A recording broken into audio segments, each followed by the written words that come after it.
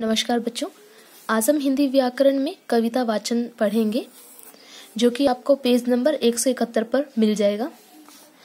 कविता वाचन भी एक कला है। जैसा कि हम जानते हैं, श्रवण वाचन, भाषण, आशु भाषण, कविता वाचन, संवाद वाचन, घटना वर्णन, साक्षात्कार इत्यादि इत्यादि ये सभी एक प्रकार की कलाएं हैं। तो इन्हीं में से कविता वाचन भी एक कला है। निरंतर अभ्यास से इसमें पारंगत हुआ जा सकता है। अगर हम इसका अभ्यास बराबर करते रहें तो हम भी इस पर विजय हो सकते हैं। हम भी कविता वाचन के अभ्यस्त हो सकते हैं। हम भी अच्छे से कविता वाचन कर सकते हैं। कविता पाठ करते समय निम्नलिखित बिंदुओं पर ध्यान देना चाहिए। कविता का गायन पूर्ण लय के साथ किया जाना चाहिए। कविता का जो गायन होता है, पहली बात तो ये कविता कभी सीधे सीधे नहीं पढ़ी जाती, वो गाई जाती है और वो भी लय के साथ। ठीक है, तो गायन होना चाहिए कैसे? लय के साथ। कविता में भावाभिव्यक्ति होती है, अतः उसका वाचन भी पूर्ण भावानुकूल होना चाहिए।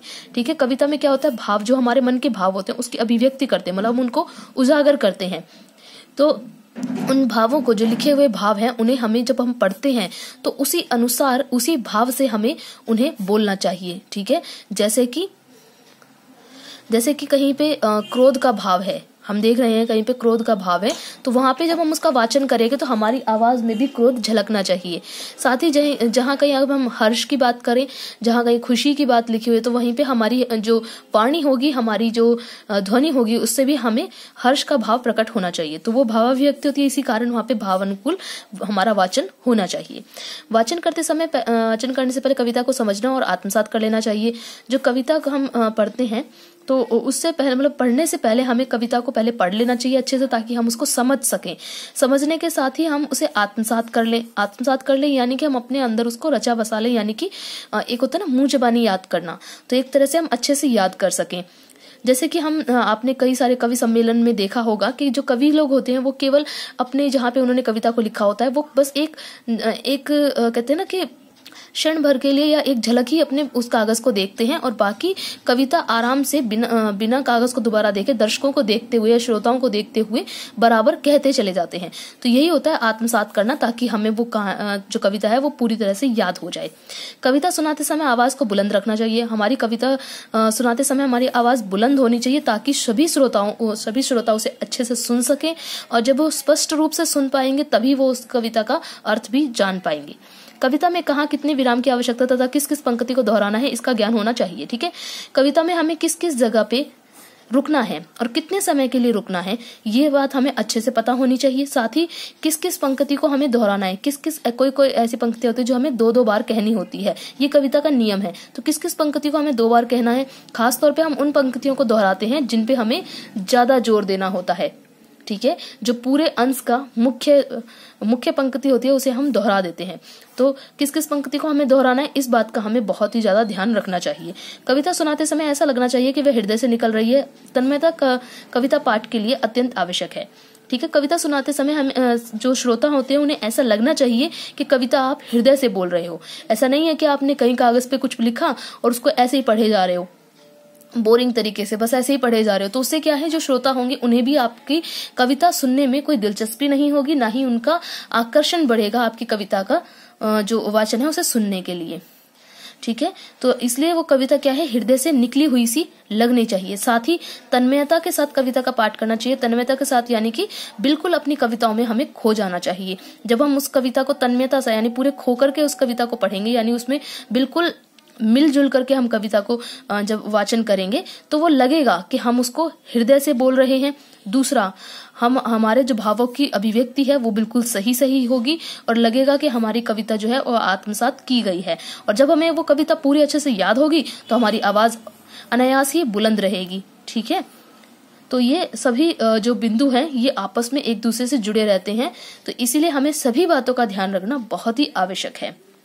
तो ये थे कविता का वाचन करने से पहले याद रखने योग्य नियम।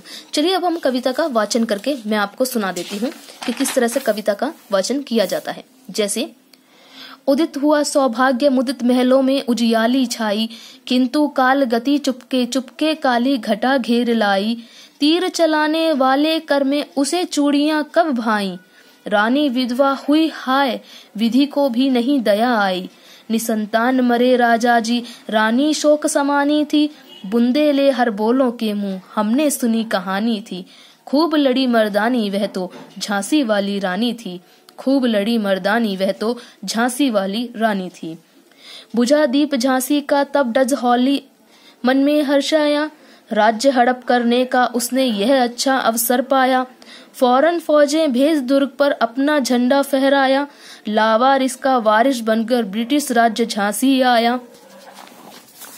अश्रुपूर्ण रानी ने देखा झांसी हुई वीरानी थी, खूब बुंदेले हर बोलों के मुंह हमने सुनी कहानी थी। खूब लड़ी मर्दानी वह तो झांसी वाली रानी थी। खूब लड़ी मर्दानी वह तो झांसी वाली रानी थी। तो देखा बच्चों आपने कि मैंने किस तरह से कविता का पाठन जो वाचन है वो किया है, और साथ ही किस किस जगह पे, कई जगह ऐसी थी जहाँ पे मैं कुछ समय के लिए या कई जगहों पे मैं काफी ज्यादा समय के लिए रुकी, और कुछ पंक्तियां ऐसी थी जिनको मैंने दो बार दोहराया है। ठीक है, तो यही होता है कविता वाचन का तरीका, जिसमें हमारी जो कविता है वो एक लय में चलती रहती है, जैसे कि हम उसका गायन कर रहे हों। ठीक है, साथ ही हमारी आवाज बुलंद रहती है ताकि सभी श्रोता उसको अच्छे से सुन पाए। और हमने पहले इसे पढ़ा होना चाहिए। मैंने तो खैर इसे अभी नहीं पढ़ा था, मैंने आपके सामने तुरंत ही इसे गाया है। तो हाँ, मैंने इसको अपने स्कूल टाइम में एक बार पढ़ा था, और ये तो बहुत ही फेमस कविता है, जो बहुत ही प्रसिद्ध कविता है। ये लिखी थी सुभद्रा कुमारी चौहान ने। तो ये बहुत ही मशहूर कविता है। तो इसका पाठन तो हर कोई ही वैसे जानता ही है। तो कविता का पाठन आपने देख ही लिया कि किस प्रकार करना है, और उसको करते समय हमें किन किन बातों का ध्यान रखना चाहिए वो भी आपको मैंने इसमें बता दिया है।